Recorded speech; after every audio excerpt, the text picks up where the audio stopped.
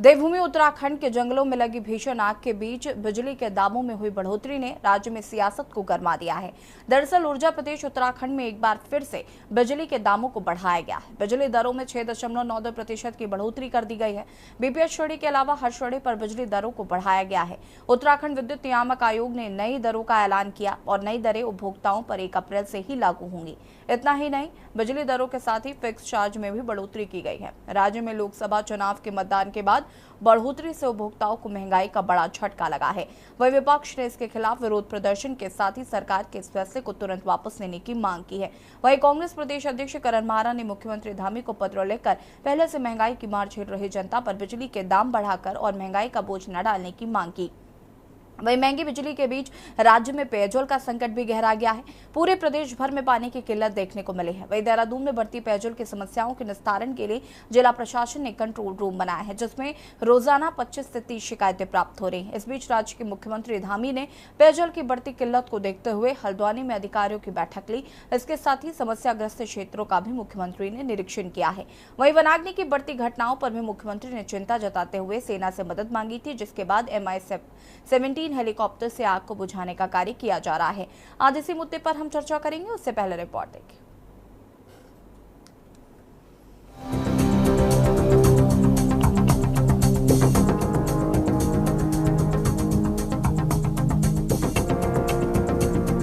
प्रदेश उत्तराखंड के जंगलों में लगी आग थमने का नाम नहीं ले रही है।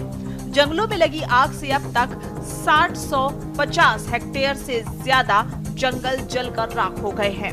वनों में आग लगने में से एक और जहां वन संपदा को नुकसान हो रहा है, तो वहीं दूसरी ओर पहाड़ में रह रही जनता को कई दिक्कतों का सामना करना पड़ रहा है। जंगलों में लगी आग अब रिहायशी इलाकों तक पहुंच गई है, जिसने सरकार की चिंता बढ़ा दी है। हालांकि राज्य के मुख्यमंत्री पुष्कर सिंह धामी का कहना है कि जल्द वनाग्नि पर काबू पा लिया जाएगा। राज्य सरकार ने सेना से मदद मांगी है, जिसके बाद MI-17 हेलीकॉप्टर से आग बुझाने का कार्य शुरू किया जा रहा है। वहीं कांग्रेस का कहना है कि यदि मुख्यमंत्री समय रहते ये निर्णय ले लेते तो आग पर काबू पाया जा सकता था। जंगलों की आग हमारे लिए बहुत चुनौती है और लगातार आग बढ़ी है। उसको लेकर हम लगातार तैयारी भी कर रहे हैं। लगातार जो ज़रूरत की चीज़ें हैं उसके लिए भी काम कर रहे हैं। सेना से भी हमने मदद मांगी है। सेना के हेलीकॉप्टर भी आज पानी डाल रहे हैं और भी मैं भी आज हल्द्वानी में भी अभी इस पर मैं मीटिंग करने वाला हूं। कल यहाँ देहरादून में भी करी है। हमारा हर प्रयास रहेगा कि जल्दी जल्दी इस आग पर काबू पाया जाए। हम इसके लिए काम कर रहे हैं। सेना के हेलीकॉप्टर भी लगाए गए? हाँ, सेना के लोगों से मदद मांगी है। आज सेना के हेलीकॉप्टर भी इस काम में कर गए। चलिए, देर आए दुरुस्त आए। कुछ समय बाद याद तो आए उनको वनाग्नि की चुनाव से फुर्सत मिली है और अब फुर्सत तो नहीं है वैसे, लेकिन आए हैं। उत्तराखंड की याद तो आई है इन लोगों को कम से कम। और जिस तरीके से वनाग्नि पूरे प्रदेश के जंगल दहक रहे हैं, वो निश्चित रूप से उत्तराखंड के लिए बहुत ही, सरकार के लिए भी शर्म की बात है और उत्तराखंड के लिए शर्म की बात है। वहीं एक तरफ जहां पहाड़ की जनता वनाग्नि से परेशान है, तो वहीं दूसरी ओर जनता पर सरकार ने एक बार फिर महंगाई का बोझ डाल दिया है। दरअसल ऊर्जा प्रदेश उत्तराखंड में एक बार फिर से बिजली के दामों को बढ़ाया गया है। बिजली दरों में 6.92% की बढ़ोतरी कर दी गई है। बीपीएल श्रेणी के अलावा हर श्रेणी पर बिजली दरों को बढ़ाया गया है। उत्तराखंड विद्युत नियामक आयोग ने नई दरों का ऐलान किया है। नई दरें उपभोक्ताओं पर 1 अप्रैल से ही लागू होंगी। इतना ही, बिजली दरों के साथ ही फिक्स चार्ज में भी बढ़ोतरी की गई है। राज्य में लोकसभा चुनाव के मतदान के बाद बढ़ोतरी से उपभोक्ताओं को महंगाई का बड़ा झटका लगा है। वहीं विपक्ष ने इसके खिलाफ विरोध प्रदर्शन के साथ ही सरकार के इस फैसले को तुरंत वापस लेने की मांग की है। ऐसा न करने पर उग्र आंदोलन की चेतावनी भी दी गई है। वहीं आम जनता ने भी सरकार के इस फैसले को जनता की कमर तोड़ने वाला फैसला बताया है। देखिए, बिजली का ऐसा है, ये तो पहले पब्लिक मरी भी थी हर चीज़ से, और पहले कोरोना आ चुका, फिर ये बाढ़ का हो गया। अब सरकार ने रही सही कसर जो है बिजली महंगी करके 7% की बढ़ोतरी कर दी। आम जनता का तो मरण हर तरीके से है। बड़ी दुखद स्थिति है। हमारा राज्य विद्युत उत्पादन में शीर्ष पे कहलाता है। बड़े बड़े जल संस्थान हैं जिनसे बिजलियों का निर्माण होता है और हर बार उत्तराखंड की जनता का उत्पीड़न होता है। इस बार भी 7% इन्होंने बिजली दरें बढ़ाई हैं। आम जनता इस समय बहुत त्रस्त है, क्योंकि जिस तरह से अगर देखा जाए तो आम जन के पास अभी नौकरी नहीं है, कमाने का जरिया नहीं है और दिन पर दिन जो है महंगाई की मार बढ़ती जा रही है। भाई राशन से लेकर के खाने का तेल ले लीजिए, बच्चों की पढ़ाई ले लीजिए और यहाँ तक कि स्कूल में पढ़ने वाली जो किताबें हैं उस तक का जो है रेट बहुत ज़्यादा बढ़ चुका है। बच्चों की फ़ीस है, बच्चों की स्कूल की ड्रेस है और यहाँ तक कि जो भी छोटी छोटी चीज़ें वो कहीं दिन पर दिन बढ़ती जा रही है। उत्तराखंड की सरकार तो कुंभकर्ण की निंद्रा सोई हुई है। जनता पर महंगाई की मार हो, जंगलों में जो है अग्नि की मार हो, कहीं भी सरकार जो है सबक लेने के लिए तैयार नहीं है। कुछ भी जो है सरकार के पास आपदा प्रबंधन की तैयारी नहीं है। सरकार के सारे मंत्री जो है दिल्ली दरबार की परिक्रमा लगाने में व्यस्त हैं, भाजपा के जो है अन्य चुनाव मैनेजमेंट में व्यस्त हैं, लेकिन जो है अपने विभाग की कोई जिम्मेदारी समझ ही नहीं रहा। मुख्यमंत्री भी जो है स्टार प्रचारक बने हुए अन्य राज्यों में, लेकिन जिस राज्य के वो मुख्यमंत्री हैं, जहाँ की जनता के सुख दुख की उनकी जिम्मेदारी है, वहाँ की वो जो है जिम्मेदारी नहीं समझ रहे। कांग्रेस का तो इस वक्त मानसिक संतुलन मुझे लगता है चुनाव को लेकर, हार को लेकर के निराशाजनक दिवालिया घोषित हो चुका है उनका। उनको ये दिखाई नहीं देता कि माननीय मुख्यमंत्री जी लगातार पूरे प्रदेश के जनहित के कार्यों में जुटे हुए हैं। अगर वो आज बैठक ले रहे हैं वन अग्नि को लेकर के, तमाम चीज़ों को लेकर के, तो वो जनहित के ही कार्य हैं और मुख्यमंत्री जी बिल्कुल सक्रियता के साथ में प्रदेश की जितनी भी समस्याएं उनके ऊपर बैठक करके अधिकारियों को दिशा निर्देश दे रहे हैं।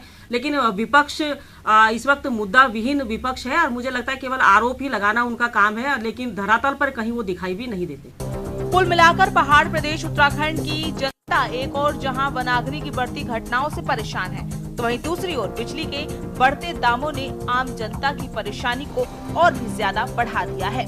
सवाल ये है कि क्या राज्य सरकार बिजली बढ़ोतरी के दामों को वापस लेगी? क्या सेना की मदद से सरकार वनाग्नि की रोकथाम कर पाने में सफल होगी? उत्तराखंड डेस्क रिपोर्ट, के न्यूज इंडिया। जी हाँ, तो एक और जहां पर उत्तराखंड के जंगलों में आग लगी हुई है, जहां एक और लगातार उस आग को बुझाने का प्रयास किया जा रहा है, तो वहीं दूसरी तरफ पानी का संकट भी है।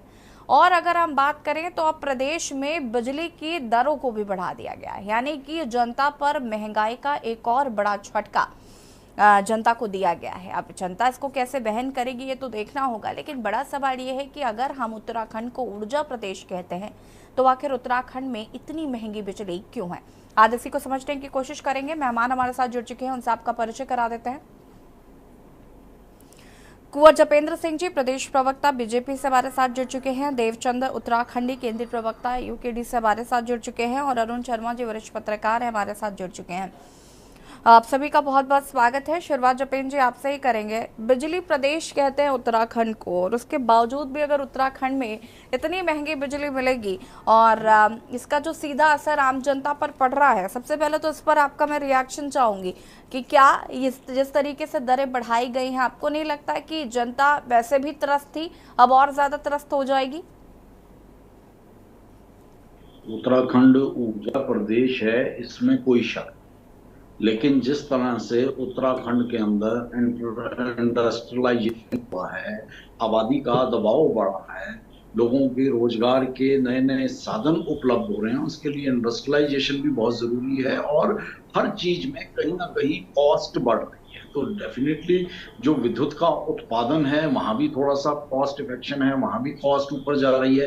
तो बहुत ये न्यूनतम दरें बढ़ाई गई हैं और ऐसा नहीं है कि ये न्यूनतम दरें बढ़ाई गई हैं और इसमें सिर्फ बढ़ती ही हैं, पीछे कम भी की गई, क्योंकि आने वाला समय गर्मियों का है, एकदम विद्युत की मांग भी बढ़ जाती है और सप्लाई तो उतनी ही है, सप्लाई तो बढ़नी नहीं है। जितने मेगावाट का प्लांट है वो उतना ही उत्पादन करेगा। तो ये एक वैकल्पिक व्यवस्था है और इससे हमें नहीं लगता कि इस पे वहाँ थोड़ा सा बोझ अवश्य बढ़ पड़ेगा, लेकिन समय आने पे ये दरें कम भी की जाती हैं और ये आज की जो है समय के अनुरूप इसे अगर थोड़ी सी विभाग ने बढ़ोतरी की है तो इसे बहुत न्यूनतम बढ़ोतरी के रूप में देखा जा रहा है, बहुत कम की गई है। तो इस पे शायद विपक्ष को राजनीति नहीं करनी चाहिए। ये तो विपक्ष की जहां सरकारें हैं उन प्रदेशों में भी ऐसे ही होता है, उन प्रदेशों में भी समय समय पर प्राइस बढ़ते भी हैं, घटते भी हैं, तो ये कोई राजनीतिक मुद्दा नहीं है। ठीक है, देवचंद जी हमारे साथ जुड़े हुए हैं, क्या कुछ कहना चाहेंगे?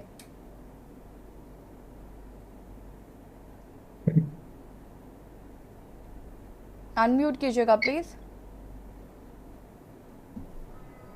देवचंद जी, आपकी आवाज नहीं आ पा रही है।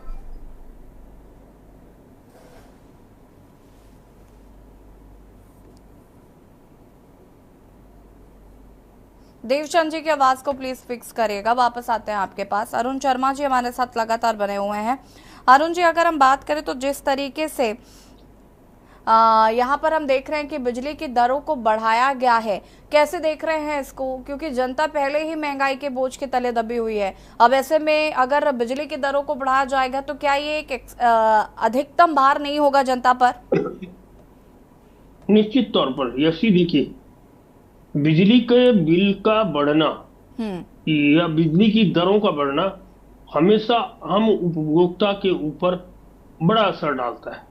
अब जैसे लगभग 7% बिजली का बिल बढ़ा है, तो आप ये लगा लीजिए कि जिसका 2000 रुपए बिल आता हो उसका अब 140 रुपए और ज्यादा आएगा। तो निश्चित तौर पर जब चारों तरफ से महंगाई की मार हो तो उसमें ये बिजली के बिल की बढ़ोतरी निश्चित तौर पर एक बड़ी मार है। और ये देखिए, अब ये कहे कुछ भी, क्योंकि निश्चित तौर पर उत्तराखंड बिजली के उत्पादन में जो सर्वोच्च प्राथमिकता वाले राज्य है उनमें से एक है और बड़े पैमाने पर यहाँ बिजली का उत्पादन होता है। केवल जल विद्युत योजनाओं से ही नहीं, सौर ऊर्जा के प्लांट भी बहुत जगह लगे हैं। पूरे पहाड़ के पहाड़ पर सौर ऊर्जा के प्लांट लगे हैं और उनसे भी बिजली का उत्पादन होता है। और निश्चित देखिए, एक तरफ टिहरी बांध से हम लोगों को केवल 12.5% विद्युत मिल रही है, जबकि यूपी को 25% मिल रही है। जब बांध हमारे यहाँ है, उत्तराखंड में है, लेकिन 25% बिजली यूपी को दी जा रही है। क्योंकि उस समय जब ये टिहरी डैम बना था तो उस समय यूपी के ही हम हिस्सा होते थे।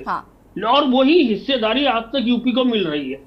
और उत्तराखंड को आज भी 12.5% मिल रहा है, जबकि उत्तराखंड को 37.5% उस बिजली उत्पादन का मिलना चाहिए था। तो ये भी कहीं ना कहीं उस पैरवी में भी कमजोरी है जो आज तक 24 साल में हमको हमारा हिस्सा नहीं मिल पा रहा है। तो ये भी एक वजह है। और हमें महंगी बिजली दूसरे राज्यों से खरीदनी पड़ती है या केंद्रीय पूल से खरीदनी पड़ती है, तो वो महंगी पड़ती है।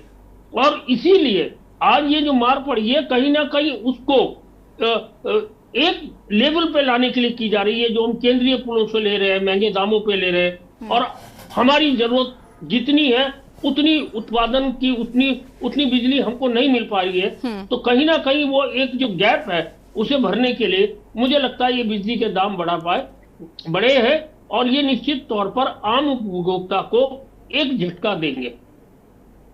जी अगर अरुण जी, अगर हम बात करें अभी प्रधानमंत्री जी की, तो अभी हाल ही में जब वो उत्तराखंड आए थे प्रचार प्रसार के दौरान, तो उस वक्त उन्होंने कहा था कि यहाँ पर जिस तरीके से हम देख रहे हैं कि बिजली के लिए उन्होंने ये भी कहा था कि हम मुफ्त में बिजली देंगे, साथ ही साथ माफ कीजिएगा, मुफ्त में बिजली नहीं देंगे। उन्होंने ये कहा था कि 24 घंटे बिजली आएगी और जो बिल है वो 0 हो जाएगा और बिजली से कमाई हो जाएगी, हम ऐसी व्यवस्था शुरू करेंगे। तो पीएम सूर्य घर मुफ्त बिजली योजना की शुरुआत उन्होंने की है। और अब जिस तरीके से बिजली की दरें बढ़ रही हैं, तो क्या जनता खुद को ठगा महसूस नहीं करेगी? देखिए, पीएम सूर्य घर जो योजना है वो सोलर योजना है, रूफटॉप सोलर प्लांट लगाने की। उसमें 5 मेगावाट से लेके और कई मेगावाट तक उसके मतलब 5 के गुणा में हो सकते हैं और उसमें सब्सिडी भी है। लेकिन वो कितने लोगों ने अप्लाई किया अभी तक? जो हम लोगों को जो आंकड़े मिल रहे थे, लगभग 1 करोड़ लोगों ने उसके लिए आवेदन किया था। अब उसमें से कितने घरों में वो लग पाया है, क्योंकि रूफटॉप सोलर प्लांट है, कितने घरों में लग पाया है ये अभी निश्चित अभी कोई आंकड़ा नहीं आया है। हाँ, उसमें यह है कि कुछ यूनिट बिजली उस घर को फ्री मिलेगी जिस घर में वो सोलर प्लांट लगेगा और बाकी केंद्रीय पूल में चली जाएगी। और उससे जो पैसा है वो राज्य सरकार को मिलना है, उसका पैसा राज्य सरकार को मिलना है, वो केंद्रीय पूल में चली जाएगी। लेकिन कितनी अभी सोलर रूफटॉप प्लांट लगे हैं अभी उसका पता नहीं है।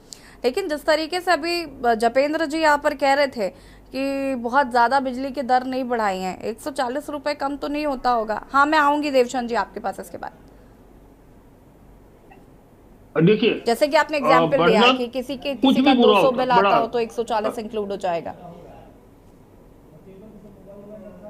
हाँ, मैं ये कह रहा था। देवचंद जी होल्ड ऑन करिए, देवचंद जी रुकिए, मैं वापस आऊंगी आपके पास। अरुण जी फटाफट अपनी बात को पूरा करिएगा, उसके बाद देवचंद जी मैं आपके पास आती हूँ। देखिए, बढ़ोतरी कहीं भी किसी भी चीज की हो वो जनता पे एक भार तो होती है। बिल्कुल। पहले अगर आप देखें तो गैस के सिलेंडरों के दाम काफी बढ़ गए थे। हाँ। अब इन दिनों तो वो 830 पे आ गए, क्योंकि आम आदमी ये कह रहा चुनाव चल रहे हैं तो चुनाव में राहत दे दी गई। इस टाइम 830 रुपए का सिलेंडर मिल रहा है, लेकिन उससे पहले वो 1200 तक चला गया था।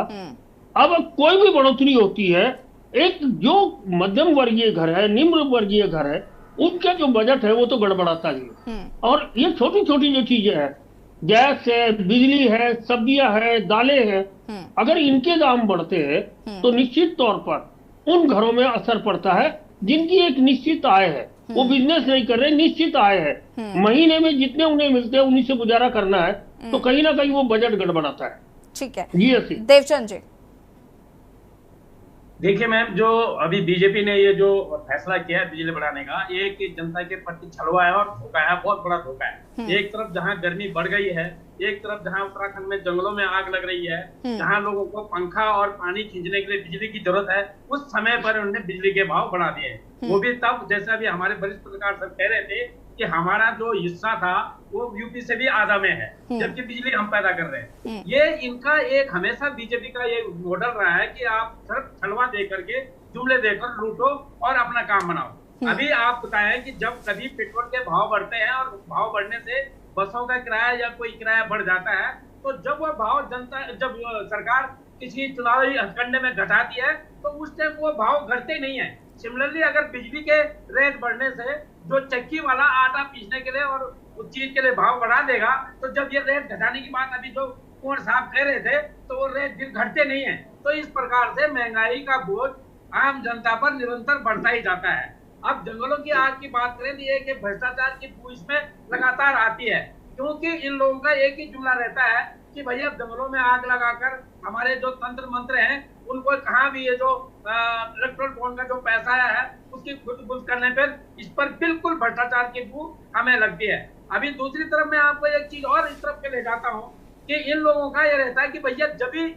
जरूरत पड़ती है सेना को बुलाओ, सेना को बुलाओ। ये हर काम में सेना में कुछ तेजी अपने टाइम पर आग का मामला ने तो धामी सरकार जनवरी से ही चुनाव में लग गई थी, उन्होंने आपदा प्रबंधन पर कोई काम नहीं किया, नहीं तो ये आग लग नहीं सकती थी। आगों के उत्तर मेरा ये कहना है कि जब आज से कम 30 साल 40 साल पहले जनता के लोकल उसमें चौकीदार होते थे और उन चौकीदारों के साथ ही साथ उनका जो गांव के एक एक प्रतिनिधि सरकार के साथ बनाग्नि बुझाने के लिए होते थे, वो नहीं है। उन्होंने मेन टाइम पर बजट को इधर करने के लिए अभी लेबर को हायर करके आग बुझाने का काम दिखाना है। तो चारों तरफ जनता को घेर कर महंगाई बढ़ाने का निरंतर काम चल रहा है। और दुखद तो तब है कि ये रेट उन्होंने 1 अप्रैल से शुरू किए हैं और 19 तारीख को वोट हो गई है। अगर ये रेट की घोषणा ये पहले किए होते तो बीजेपी का वोट का प्रतिशत क्या होता, आप ये समझ सकते हैं। ये क्लियर हमें नजर आता है कि उत्तराखंड में चुनाव हो गए, यहाँ के भाव बढ़ गए, अब आगे हर जगह के हो जाएंगे, वहाँ के भी रेट बढ़ जाएंगे। तो ये सरासर जनता पे एक छलवा है। वापस आते हैं आपके पास जपेन जी, आपकी मैं प्रतिक्रिया लूंगी इस पर और चर्चा को आगे बढ़ाएंगे और यहाँ रुकेंगे एक छोटे से ब्रेक के लिए। जो हाजिर होता है।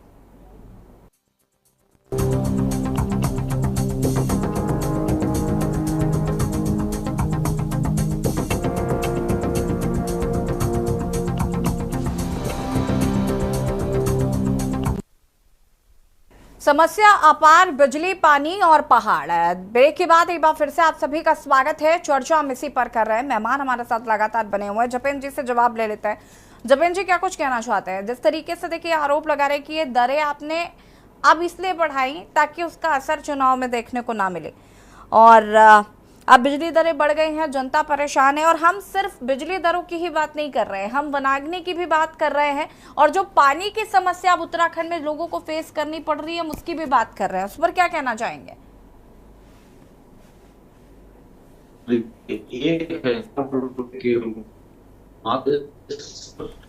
इस का बोझ पड़ा है।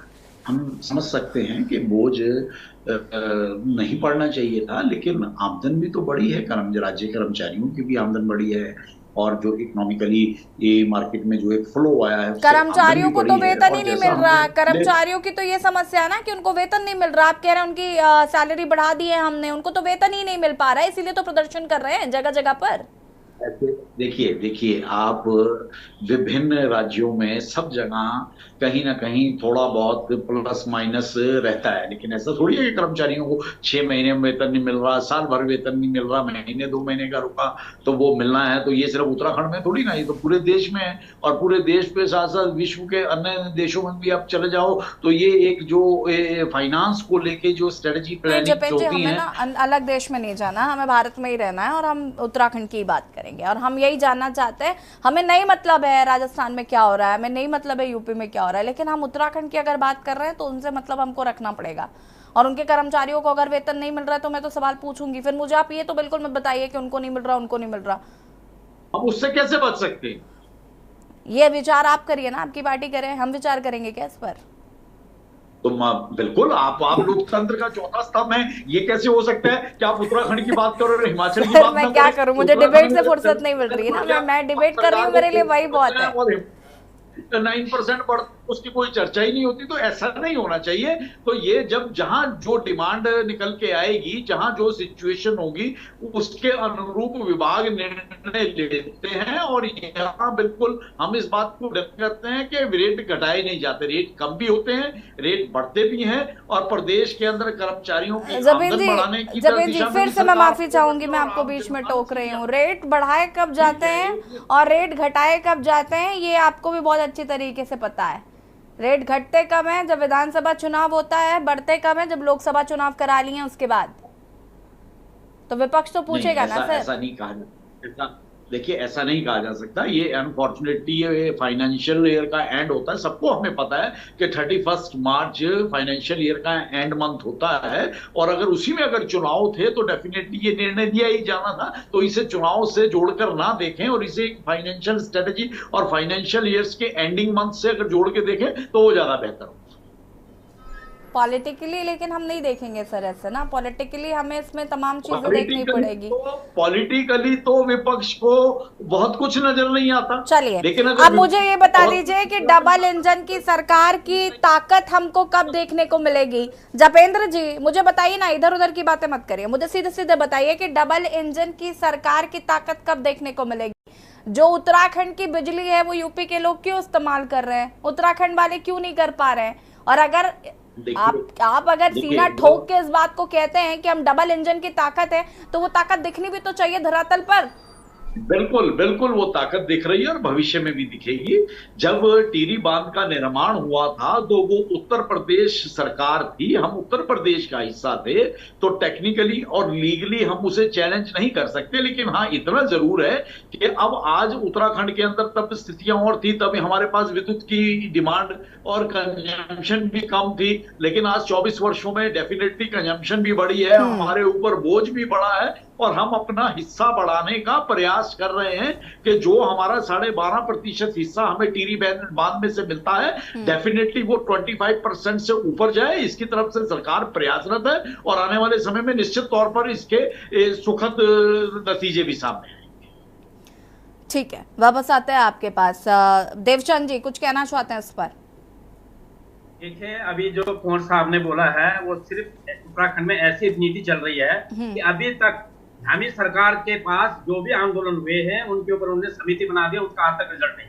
कुंवर जपेंद्र जी ने भी अभी यही बोल दिया है कि किया जा रहा है, हो जाएगा, हो सकता है, लेकिन इनकी सरकार डबल इंजन की सरकार पिछले 7 साल से यहाँ पर है और 10 साल से सेंटर में है, उन्होंने हमारे लिए कुछ नहीं किया है। ऐसा नहीं है,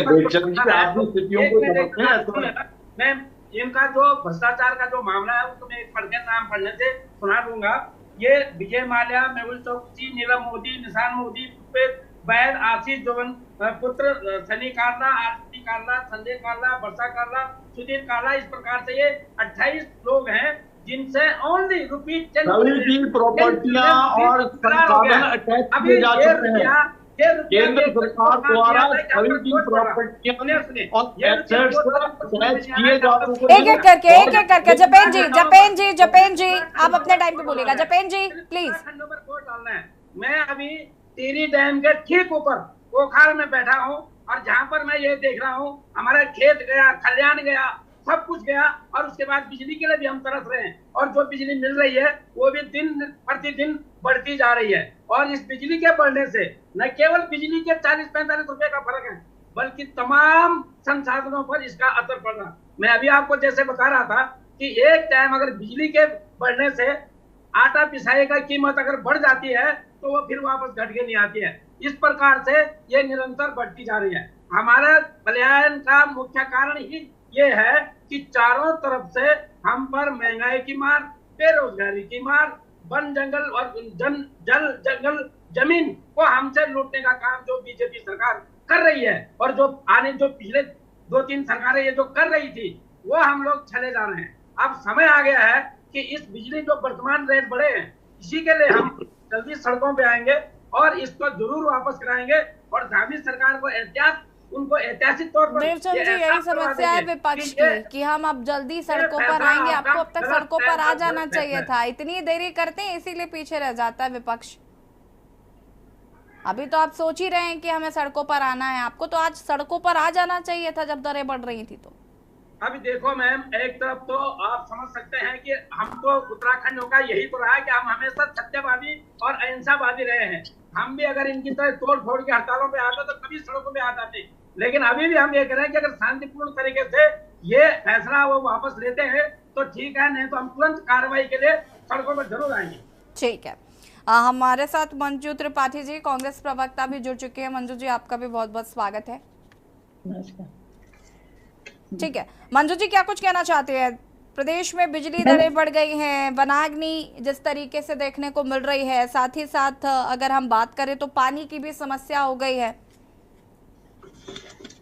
देखिए समझिए, ये चौतरफा जो है पहाड़ों को ठगने का काम कर रही है गवर्नमेंट। मैं बार बार आपके चैनल के माध्यम से ये कह रही हूँ कि ये जो है ना, इनकी जो गवर्नमेंट है ये इनकी न नीयत साफ है न नीति साफ है। इलेक्शंस हो गए तुरंत इन्होंने बिजली के दाम बढ़ा दिए, इलेक्शंस हो गए इन्होंने पानी के दाम।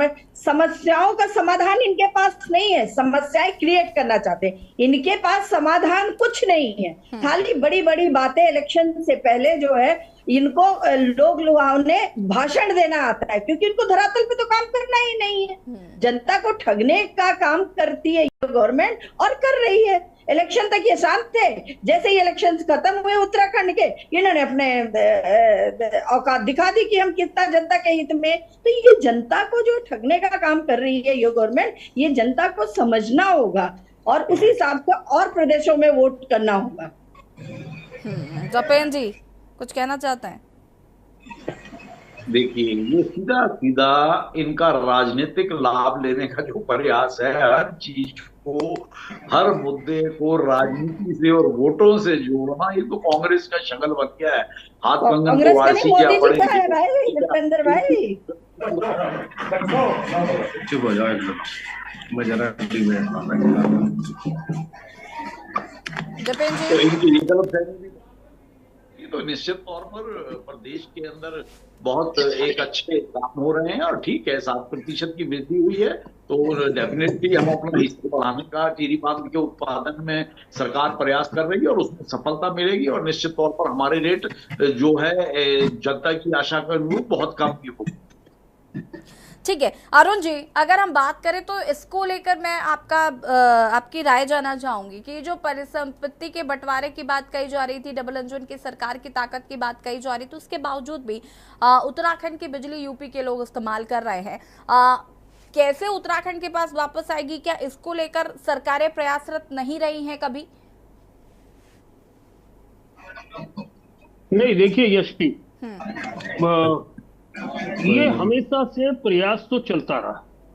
जैसे और जो सिंचाई विभाग की परिसंपत्ति है या हम पर्यटन विभाग की लगाएं या उसके अलावा और कई विभागों की संपत्तियों का बंटवारा हुआ है, लेकिन आज भी राज्य बनने के बाद से ही जब पहली निर्वाचित सरकार नरेंद्र तिवारी की आई थी, उस समय से ही लगातार प्रयास किए गए और उन प्रयासों में काफी हद तक सफलता मिली। लेकिन कुछ चीजें आज भी पेंडिंग है। जबकि हमारे यहाँ जो पिछले 4 मुख्यमंत्री हैं और उत्तर प्रदेश के मुख्यमंत्री हैं, वो एक ही जिले के हैं, पौड़ी गढ़वाल के। पिछले 4 मुख्यमंत्री, अगर त्रिवेंद्र सिंह रावत की बात करें, तीरथ सिंह रावत की बात करें, अब ये, या हम योगी आदित्यनाथ की बात करें, हम धामी जी को छोड़ दें क्योंकि धामी जी तो चंपावत के हैं।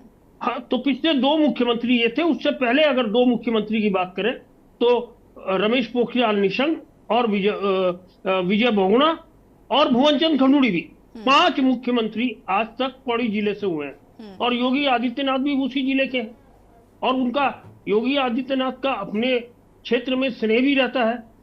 अभी कई महीने पहले वो अपनी घर आए थे और 3 दिन वहां रहे थे, तो तब भी आपने कवर किया था। तो ये तमाम चीजें हैं, लेकिन लगता है कि अफसरशाही इन चीजों को प्रॉपर तरीके से प्रेजेंट नहीं कर पा रही है, जिससे ये मामले अटके हुए हैं। जैसे अगर हम वनाग्नि की बात करें तो हर साल वनों में आग लगती है। हाँ जी। तो अगर आग लगती है, आपको पता है, तो आपकी तैयारियां क्या है? अगर वो इतनी भीषण हो गई, इसका मतलब तैयारियां 0 थी। वैसे ही जैसे आपदा के टाइम पर होता है, अब तो मौसम विभाग पहले से आंधी, तूफान, ओला, हिमपात, इन सब की सूचना दे देता है। उसके बाद भी अगर आप तैयारी नहीं कर रहे हैं तो कसूर किसका है? वो मुख्यमंत्री का कसूर तो नहीं है, वो नौकरशाही का कसूर है निश्चित तौर पर, जिनकी जिम्मेदारी उन जिलों में है। और लेकिन फिर बात तो वहीं पर आ जाती है कि मुख्यमंत्री अफसरशाही पर लगाम नहीं लगा पा रहे हैं। लगातार फिर तो यही बात कही जा रही है कि अफसरशाही इतनी ज्यादा हावी है कि आपके मंत्रियों की सुनी नहीं जा रही, मुख्यमंत्री की सुनी नहीं जा रही है। और उत्तराखंड का तो ये प्रॉब्लम मुझे लगता है 24 सालों से है, 2012 से कंटिन्यू तो मैं सुन रही हूँ। उसके पहले की अगर 2000 की बात करें तो उस टाइम पे भी ऐसे ही हालात रहे होंगे, क्योंकि तब से लेकर अब तक तो लगातार जिस तरीके से हम देख रहे हैं, अफसरशाही की खबरें हम लगातार पढ़ते रहते हैं, चर्चा कितनी बार कर चुके हैं, फिर भी लगाम नहीं लग रही। केवल एक टेन्योर, अगर नरेंद्र तिवारी का टेन्योर लगाएं, क्योंकि नरेंद्र तिवारी का अनुभव इतना बड़ा था कि उनके अफसरशाही को पूरा होमवर्क करके आना पड़ता था। ये हमारे आंखों के सामने की बात है कि तिवारी जी कभी नाराज नहीं होते थे, लेकिन अगर उन्होंने देख लिया कंटिन्यूअस तो उतना ही अधिकारी के लिए बहुत बड़ी बात हो जाती थी। उनका देखना ही गजब ढा जाता था, क्योंकि उनको जानकारी थी सब चीजों की। और उसके बाद मुझे लगता है जितने मुख्यमंत्री हुए हैं, चाहे वो हम भुवनचंद खंडूड़ी की बात करें, भुवनचंद खंडूड़ी का केंद्र में अनुभव था, राज्य में कोई अनुभव नहीं था, और 91 से पहले तो वो भी नहीं था, वो फौज में थे। अगर उसके बाद बात करें, विजय बहुगुणा हाई कोर्ट में थे, या निशंक जी उत्तर प्रदेश में मंत्री रहे, यहाँ मंत्री रहे, उसके बाद मुख्यमंत्री बने, या इसी तरह और की बात करें, वो चाहे भगत सिंह कोश्यारी हो या हरीश रावत भी केंद्र में मंत्री रहे, राज्य में नहीं रहे कभी, या उसके बाद के जितने लोगों की बात करें, चाहे वो त्रिवेंद्र हो, तीरथ हो, धामी हो, कोई किसी की बात कर ले, इनका अनुभव नहीं था। और उस अनुभवहीनता की वजह से अफसरशाही हावी होती गई। और इसीलिए मैं बार बार कहता हूं कि आप अगर उत्तराखंड में तैनात अफसरों, उत्तराखंड के कैबिनेट मंत्रियों जितने हैं, इनकी संपत्तियों की जांच करा ले, तो ये जब आए थे तो 0 थे और आज ये हीरो हैं। इस बात से सारे सहमत होंगे। मैं गवाह हूं इस चीज का कि मेरे सामने जो लोग साइकिलों में चलते थे, जो साइकिलों में चलते थे, आज उनके पास कई लग्जरी गाड़ियां हैं, कई जगह कोठियां हैं, किसी के मेडिकल कॉलेज है, किसी के और इंस्टीट्यूट है, और किसी के कई जगह फ्लैट है, जमीनें हैं। और एक मामला तो अभी उछला था कि जो कैबिनेट मंत्री है गणेश जोशी, उनकी इतने साल की कमाई 34 लाख रुपए है, और उनकी जो पूरा का पूरा उन्होंने वो हलफनामा दिया है चुनाव से पहले, वो 9 करोड़ का दिया है। तो जिसकी आमदनी 34 लाख है, उसको 9 करोड़ की परिसंपत्तियां कहां से आ गई? अब ये देखिए बहुत बड़े बड़े सवाल है, और इन सवालों को बहुत कम खड़ा किया जाता है, क्योंकि ये कहा जाता है कि कहीं ना कहीं आप मैनेज कर लेते हैं चीजों को, इसलिए ये चीजें बाहर नहीं आ पाती। तो ये बहुत सारी चीजें हैं। हमने, क्योंकि इस उत्तराखंड से पहले से हम पत्रकारिता से जुड़े रहे और आज तक जुड़े हुए हैं, 24 साल से हम विधानसभा कवर कर रहे हैं, हमें पता है किस आदमी की क्या हैसियत थी और आज क्या है, बड़े लोग हो गए हैं। तो ये तमाम चीजें हैं। मैं इसीलिए कह रहा हूं कि वो अफसरशाही इन्हें सिखाती है कि शॉर्टकट से पैसा कैसे कमाया जाता, इसलिए ये अफसरशाही पर लगाम लगाने में लगातार नाकाम हो जाती है। जपेन जी जवाब दीजिए, उसके बाद देवचंद उत्तराखंडी जी का रुख करेंगे, फिर मंजू त्रिपाठी जी। निश्चित तौर पर भ्रष्टाचार एक अपने आप में बहुत एक चिंतनीय विषय है और सरकार का प्रयास, चाहे हम केंद्र के स्तर से देख लें या राज्य के स्तर से देख लें, तो भ्रष्टाचार को खत्म करने की दिशा में जितने प्रयास भारतीय जनता पार्टी की ओर से केंद्र में या राज्यों में हुए हैं, आज तक कभी किसी सरकारों में नहीं हुए। और हम ये भी नहीं कहते कि भ्रष्टाचार तो केवल कांग्रेसियों ने ही किए हैं, हम भ्रष्टाचार, लेकिन भ्रष्टाचार से आदमी धन कमाने से बड़ा नहीं हो जाता। हमें यह भी सोचना चाहिए, अगर आपने अपनी समाज के अंदर, शहर के अंदर, व्यवस्थाओं के अंदर अगर आपने अपनी साख गवा दी, अपना नाम गवा दिया, तो ऐसा धन किस काम का, ये भी हम बहुत स्पष्टता से कह रहे हैं। तो ये हमारी एक अंतरात्मा का विषय है कि हम जितने लोग राजनीतिक सामाजिक जीवन में हैं, तो ये हम लोगों को तय करना है कि हम अपनी जन्मभूमि, हम अपनी मातृभूमि के लिए क्या सर्विस दे रहे हैं। रही ब्यूरोक्रेट्स की बात, तो ब्यूरोक्रेट्स का एक अलग से एक ढर्रा होता है। उस ब्यूरोक्रेसी को सुधारने की दिशा में कांग्रेस की सरकारों में कभी प्रयास नहीं हुए। पहली बार 2014 के बाद से केंद्र में, राज्यों में ब्यूरोक्रेसी। जपेन जी ये सरासर गलत बात है और मैं सच्चाई इस बात को मान ही नहीं सकती क्योंकि अफसरशाही इतनी हावी है। मंजू जी भ्रष्टाचार युक्त हो गई है। मंजू जी एक सेकंड रुक जाइए प्लीज। जपेंद्र जी, बात यहाँ पर ये हो रही है कि आपकी ही कैबिनेट के मंत्री जो हैं वो आरोप लगा चुके हैं, अफसरशाही को लेकर कितनी बार कंप्लेन कर चुके हैं, उसके बाद भी क्या हुआ, कुछ नहीं हो पाया, अफसरशाही पर अभी भी लगाम नहीं लगी। आप कैसे कह रहे हैं कि आप प्रयासरत हैं? कोई प्रयास कहीं नजर नहीं आ रहा है सर। वनाग्नि की अगर हम बात करें तो जैसा कि अभी यहाँ पर अरुण जी कह रहे थे और मैं इस पर भी आ रही थी कि अगर हम वनाग्नि की बात करें, हमें पता है कि हर साल उत्तराखंड में जंगलों में आग लगती है, उसके बावजूद भी कोई तैयारी नहीं की गई। ठीक वैसे ही जैसे हर साल 4 धाम यात्रा होती है और अभी मुझे लगता है कि 12 मई से यात्रा शुरू हो रही है, उसके बाद फिर चर्चाएं शुरू हो जाएंगी कि आज ये कमी है, आज वो कमी है। अगर अफसरशाही की ओर से हीलावारी है तो ये यकीन मानिए कि किसी भी विभागीय अधिकारी को उसकी लापरवाही की वजह से छोड़ा नहीं जा सकता, क्योंकि ये राज्य की संपदा है। राज्य की संपदा के लिए अधिकारी नियुक्त हैं। हर जगह माननीय मुख्यमंत्री नहीं जा सकते हैं, अधिकारी किस काम के लिए। और जैसे इस चर्चा में निकल के आया, तो ये अधिकारियों का भी एक नैतिक कर्तव्य बनता है कि वो प्रदेश के संसाधनों को बचाने में, संजोने में थोड़ी अपनी भी एक अपने मन से काम करें और अपनी कार्यप्रणाली में सुधार करें। अगर किसी भी तरह की कोताही पाई गई तो निश्चित तौर पर विभागीय कार्रवाई होना सुनिश्चित। ठीक है जपेन जी, काफी शराफत की उम्मीद आपने कर ली है और हम उम्मीद करते हैं कि वो आपकी उम्मीद पर खरा उतरे और उत्तराखंड का कुछ भला हो सके। देवचंद जी अपनी बात को पूरा करिएगा, उसके बाद मंजू जी मैं आपके पास आती। देवचंद जी। हाँ, ऐसा है, अभी कुंवर साहब जो बोल रहे थे बड़े अच्छे लग रहे थे। मुझे ऐसा लग रहा है उनको पीले कपड़े बोलकर किसी मंच से ये भाषण देना चाहिए, क्योंकि इसमें किया जाएगा कर देंगे वाली कार्रवाई थी, कर सकते हम नहीं किया है। क्यों अधिकारी, क्यों ब्यूरोक्रेसी हैवी है?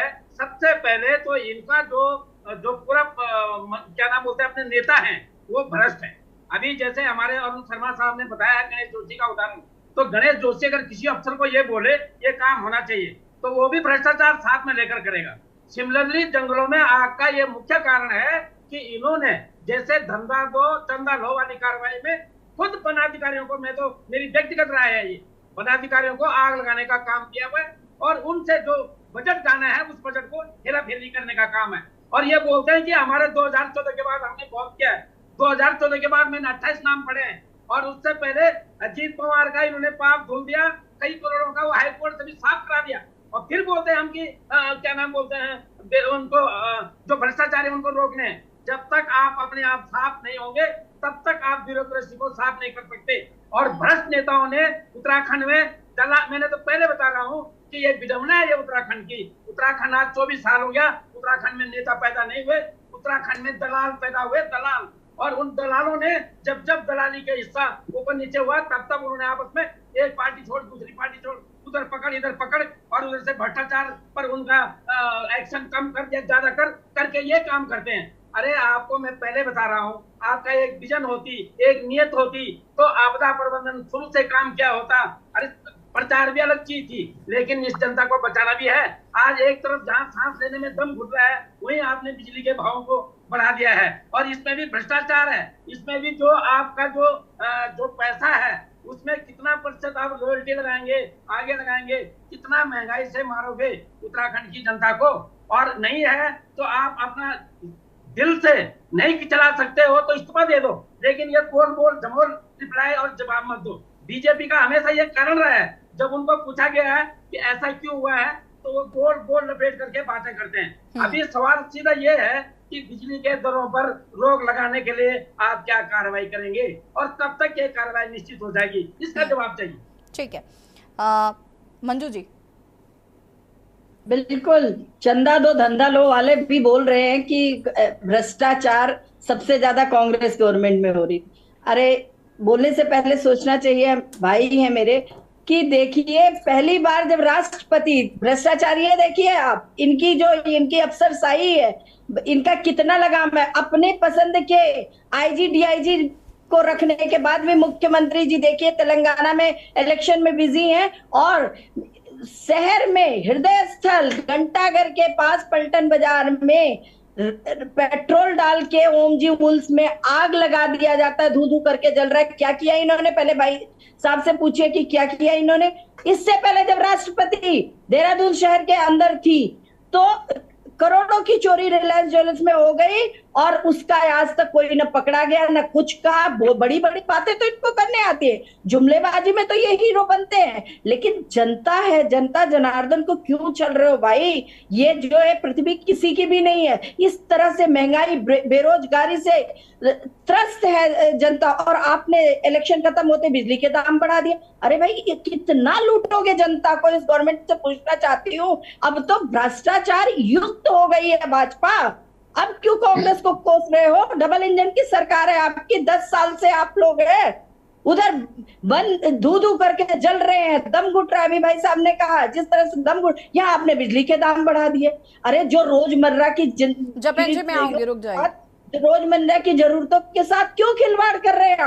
अपने पूंजीपति मित्रों को तो वहां पे लोन माफ कर करके विदेशों में भेज दे रहे हैं, और यहाँ की जो भोली भाली जनता उसको लूटने का काम कर रहे हैं। तो एक कदापि नहीं क्या बोलते हैं बर्दाश्त किया जाएगा। बहुत ही उत्तराखंड की जनता बहुत ही आहत है, बहुत ही दुखी है इनके कृत्यों से। जपेन जी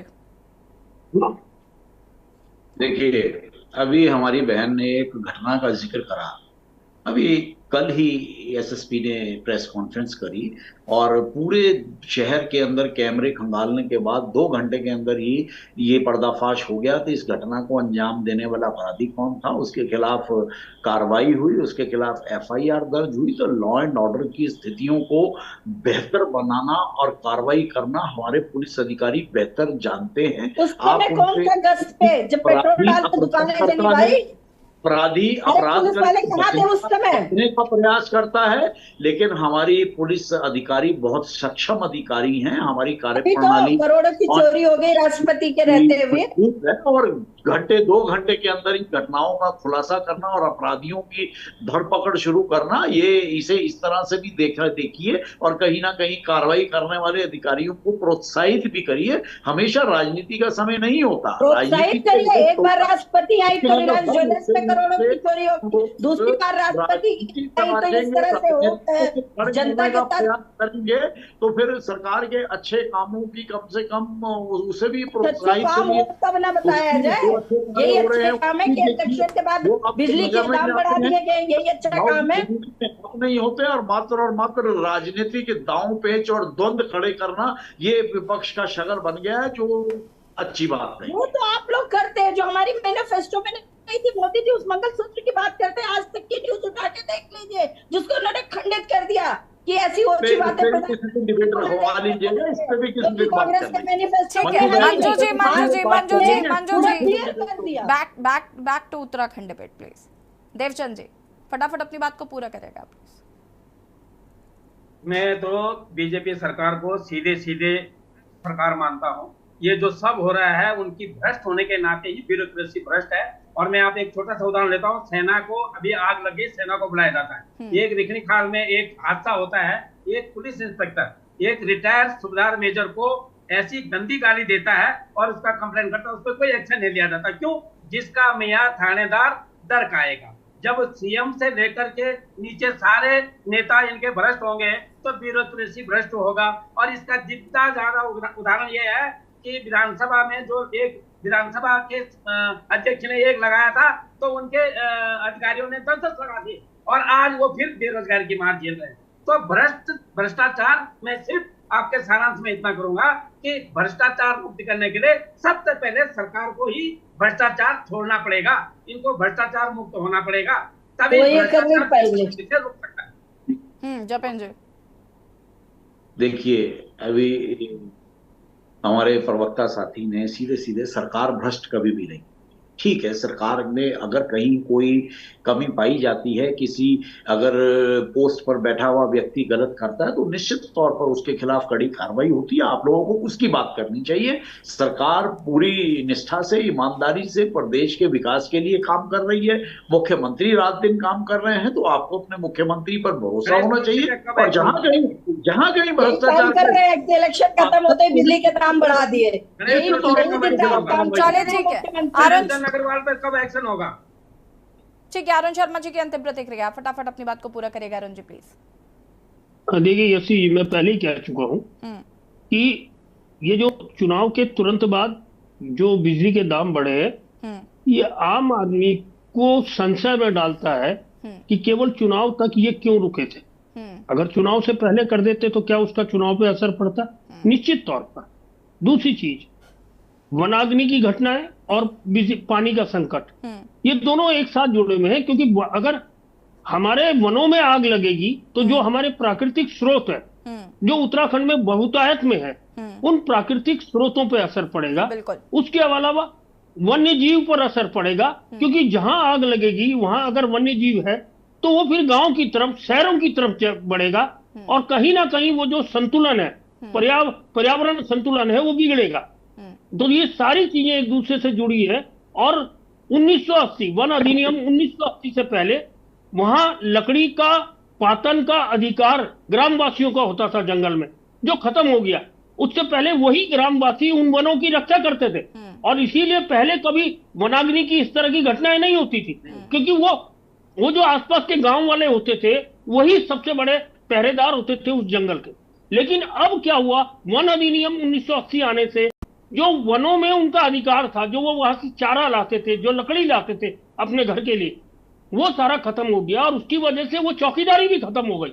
और जब चौकीदारी खत्म हुई और जहां धरपकड़ शुरू हुई, अगर कोई गांव वाला गलती से जंगल में घुस जाता है तो वहां फॉरेस्ट वाले उसको पकड़ लेते हैं, उससे पैसे वसूल करते हैं, तब छोड़ते हैं। तो उसकी वजह से ये वनाग्नि की घटनाएं इतनी तेजी से बढ़ रही है और हर साल पहले से ज्यादा हो रही है। तो इसको भी ध्यान में रखना पड़ेगा और निश्चित तौर पर सरकार को विचार करना चाहिए कि वन अधिनियम वनों के हित में है या अहित में है। बिल्कुल जी बिल्कुल, आप सभी का बहुत बहुत शुक्रिया चर्चा में शामिल होने के लिए और उम्मीद करते हैं कि जो वनाग्नि है उसे जल्द ही खत्म किया जाएगा। साथ ही साथ बिजली पानी की समस्या जो उत्तराखंड में देखने को मिल रही है और बिजली की दरों को बढ़ाया गया, वो कहीं ना कहीं उत्तराखंड की जनता पर एक अधिक भार पड़ता हुआ नजर आ रहा है। देवभूमि के दंगल में फिलहाल इतना ही। देखते रहिए के न्यूज़ इंडिया। नमस्कार।